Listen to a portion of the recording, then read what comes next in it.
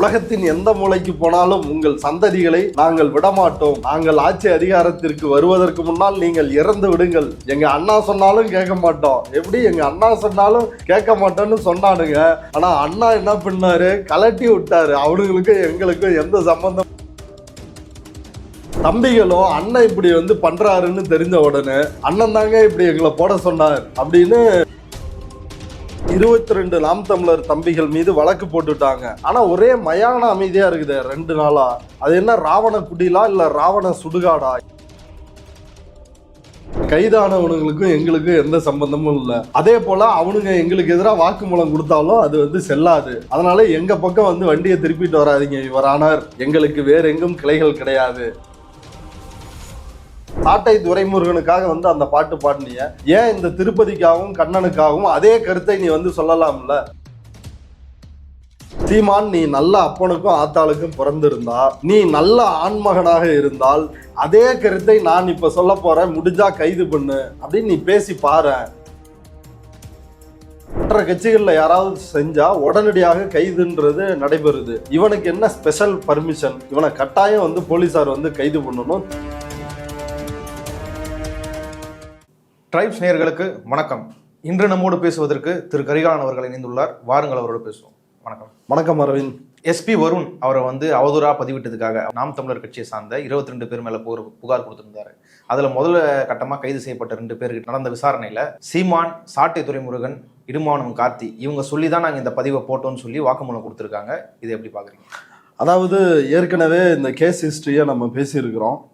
இந்த சம்பவம் எங்கே தொடங்குது அப்படின்னா, எஸ்பி வருண்குமார், அந்த எஸ்பி வருண்குமாரை சாட்டை துரைமுருகனை கைது செய்கிறாங்க. விக்கிரவாண்டி இடைத்தேர்தலில் கலைஞர் குறித்து ஆபாசமாக பேசுகிறார் அப்படின்ற அடிப்படையில் அப்படி கைது செய்து அவர் சிறையில் கூட அடைக்கப்படலை. மேஜிஸ்ட்ரேட் நீதிபதி அவருக்கு நீதிமன்ற காவல் தேவையில்லை அப்படின்னு சொல்லிட்டாரு.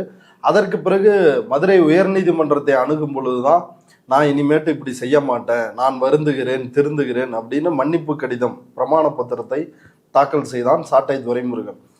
அந்த சம்பவத்திற்கு பிறகு சீமான் ஒரு பேட்டி தரார். அந்த பேட்டியில் எஸ்பி வருண்குமார் எங்கள் ஊருக்காரர் தான், அவருக்கு பிறப்பு வெறுப்பு இருக்குது. அதாவது சில ஜாதியினரை, கோனார், நாடார், முக்குளத்தோர், தேவேந்திரர், இந்த சாதியினர் மீது பிறப்பு வெறுப்பு இருக்குது. அதனால தான் இப்படி தீராத விளையாட்டை அவர்கள் மீது அடக்குமுறையை செலுத்திக்கிட்டு இருக்கிறார் அப்படின்ற ஒரு குற்றச்சாட்டை முன்வைக்கிறார். அது அவர் தான் முதல்ல வன்மத்தை தூண்டி விடுறாரு. ஸோ இப்படியான தூண்டுதலின் அடிப்படையில் தான் தொடர்ச்சியாக அவருக்கு சமூக வலைதளத்தில் அட்டாக் நடக்குது.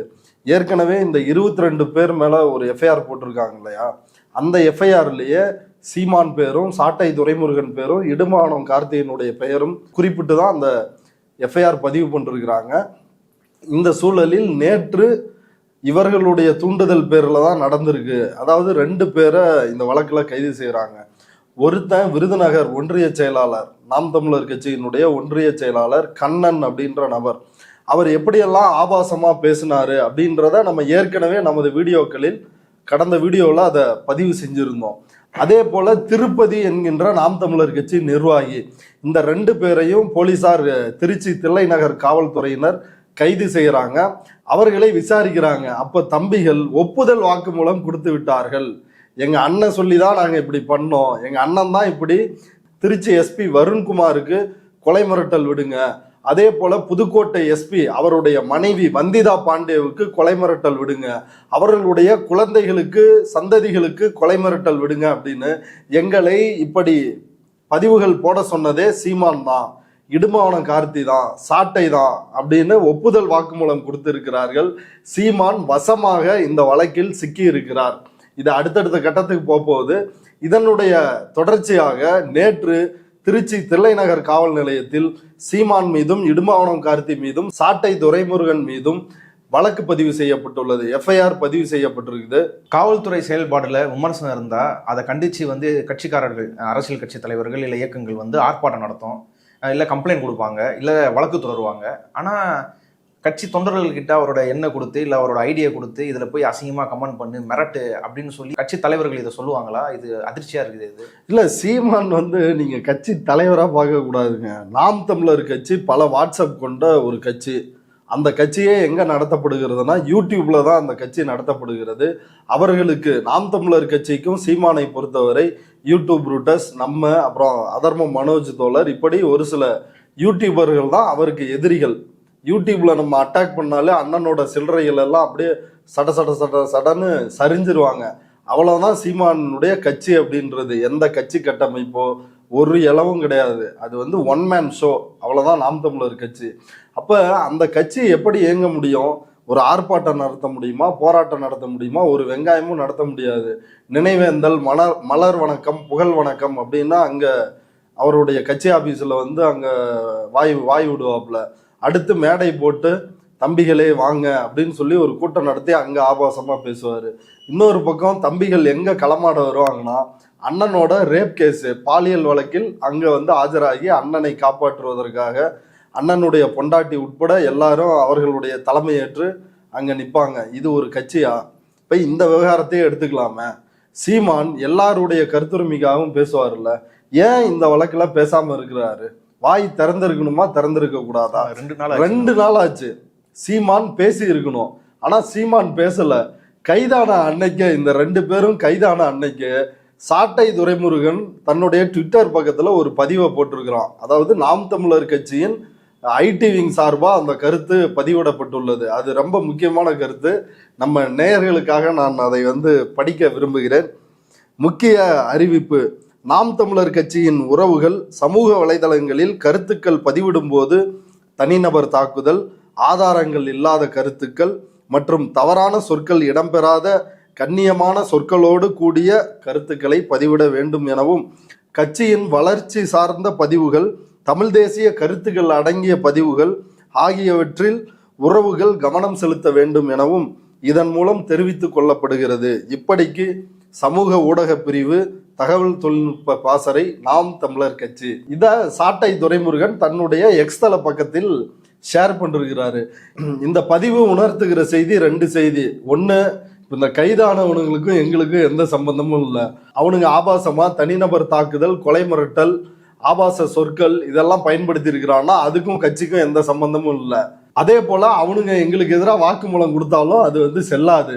அதனால எங்க பக்கம் வந்து வண்டியை திருப்பிட்டு வராதிங்க இவரானார் அப்படின்றதான் இந்த பதிவில் இருந்து நம்ம தெரிஞ்சுக்க வேண்டிய விஷயம். ஆனா உண்மையில் வாக்குமூலம் ரொம்ப தெளிவா கொடுத்துருக்குறாங்க அந்த கைதான 2 பேரும்.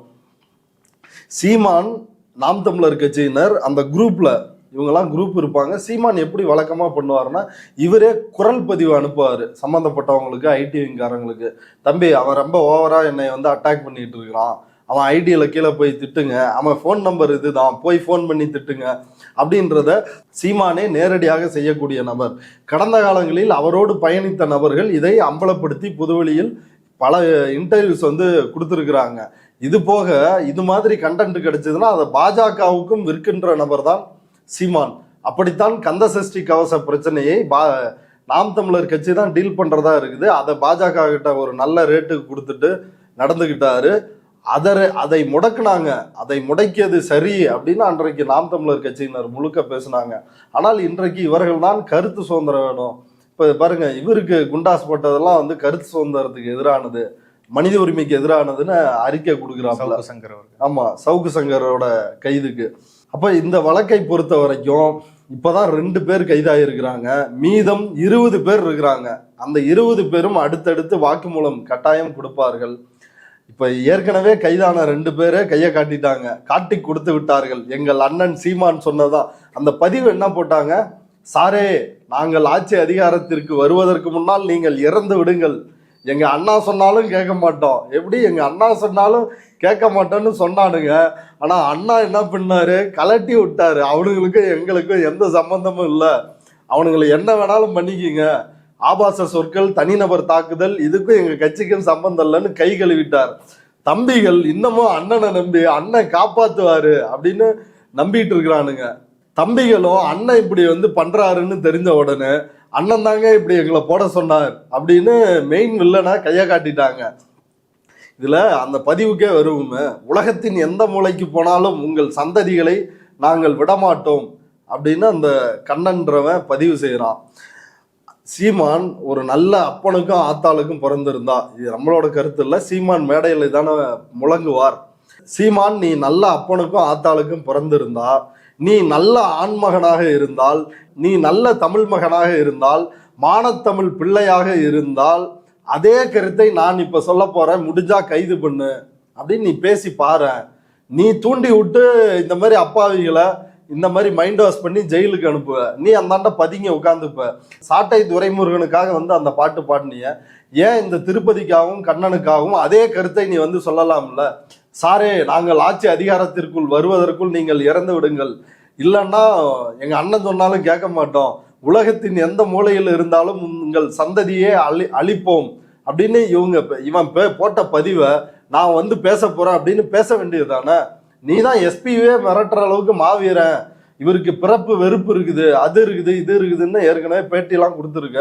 மேடையில போய் என்னடா மயிறு காடா இதெல்லாம் படிச்சுட்டு வரீங்க ஐஏஎஸ் ஐபிஎஸ்ன்ற, நான் உங்களை ஓத்தாங்கம்மான்னு திட்டுவேன் அப்படின்னு மேடையில போய் சொல்ற. இதை சொல்லு ராஜா, இதை முடிஞ்சா சொல்லிப்பார். நீ தான் மாபெரும் வீரனாச்ச, இதை சொல்லு. ஏன்னா சொன்னா என்ன நடக்குன்னு தெரியும். அதனாலதான் கைதான அன்னைக்கு இவனுங்க சமூக வலைதளத்தில் இப்படி ஒரு பதிவை போட்டானுங்க, எங்களுக்கும் அதற்கும் சம்பந்தம் இல்லை, எங்களுக்கு வேற எங்கும் கிளைகள் கிடையாது, இந்த திருப்பதிக்கும் கண்ணனுக்கும் எங்கள் கட்சிக்கும் எந்த சம்பந்தமும் இல்லை அப்படின்றத மறைமுகமாக அறிவித்து விட்டார்கள். இப்போ சாட்டை துரைமுருகன் வீடியோ போட்டானா? எல்லாருக்கும் வீடியோ போடுறான், அவன் கட்சிக்காரனுக்கு அவன் வீடியோ போடணும்ல. இடுமான கார்த்தி எதோ சொல்லி சலம்பிட்டு இருக்கிறான்.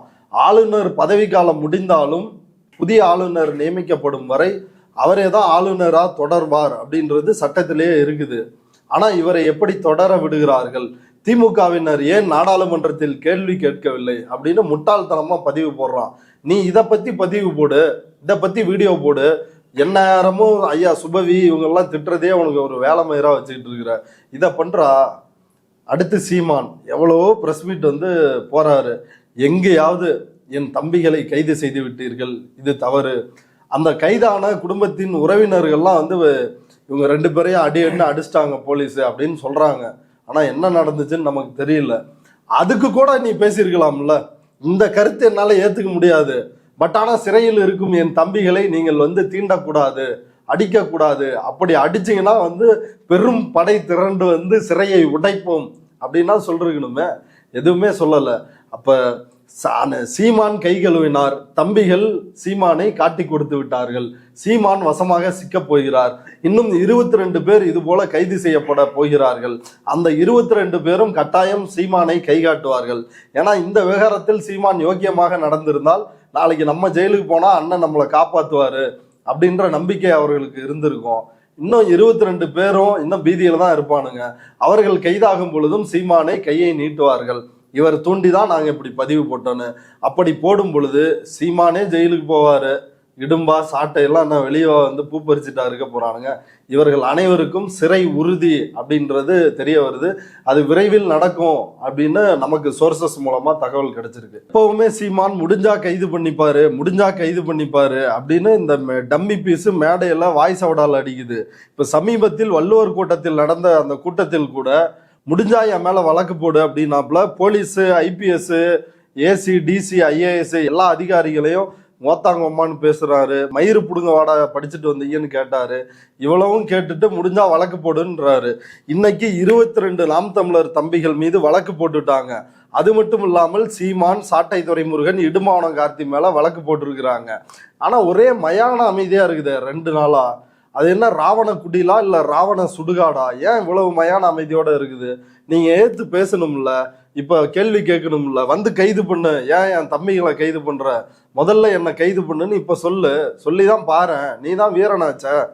இதுல நாம் தமிழர் தம்பிகளுக்கு நான் சொல்றது ஒரே ஒரு விஷயம்தான். இந்த படிச்சுட்டு வேலை இல்லாம இவன் இந்த ஆளு சொல்றத நம்பி நம்ம மாடு மேய்க்கிறது, ஆடு மேய்க்கிறது அரசு வேலையாக போகுது. இந்த கனவுகளை வச்சுட்டு ஊர்ல பொழப்பு இல்லாம சுத்தாம நல்ல வேலையா தேடி போங்க. அப்படி இல்லையா, சாட்டை துரைமுருகன் எப்படி சீமானோட ஆடியோ வீடியோவை எடுத்து வச்சு சீமானுக்கே ஒரு மிரட்டல் விடுத்து வச்சிருக்கிறான். அதனாலதான் சாட்டை எப்ப கைதானாலும் சீமான் அவனுக்கு ஆதரவாக ஓடோடி வந்து ஒரு செக்யூரிட்டி கொடுக்குறாப்புல. அப்படி உங்களுக்கும் செக்யூரிட்டி வேண்டும் என்றால் சீமானுடைய ஆடியோக்களை, வீடியோக்களை எடுத்து பதிவு செஞ்சு வச்சுக்கோங்க. அது உங்க சேஃப்டிக்காக தான். அதை பண்ணிக்கிட்டீங்கன்னா சீமான் உங்களுக்காகவும் வந்து ஓடோடி வந்து பேசுவார். இல்லைன்னா இப்படி மயான அமைதி, அந்த சுடுகாட்டில் உங்களை எல்லாத்தையும் புதைச்சிருவாரு அண்ணனே. இப்படி தம்பிகளை தூண்டி விட்டு இப்படி பதிவு போட வைக்கிறார் அப்படின்றதுக்காக மட்டும் இல்ல, தொடர்ச்சியாக சண்டாளன்னு விக்கிரவாண்டி இடைத்தேர்தலில் பட்டியல் சமூகத்து மக்களை இழிவுபடுத்துகின்ற அந்த சொல்லை பயன்படுத்தி கலைஞரை திட்டினான். இதுக்கு முன்னாடி ஈரோடு இடைத்தேர்தலில் அப்ப சீமான் என்ன பேசினாரு, அருந்ததியர்கள் எல்லாம் ஆந்திராவில் இருந்து மலம் அள்ளுவதற்காக அழைத்து வரப்பட்டவர்கள் அப்படின்னு மிக கொச்சையாக பேசினான்.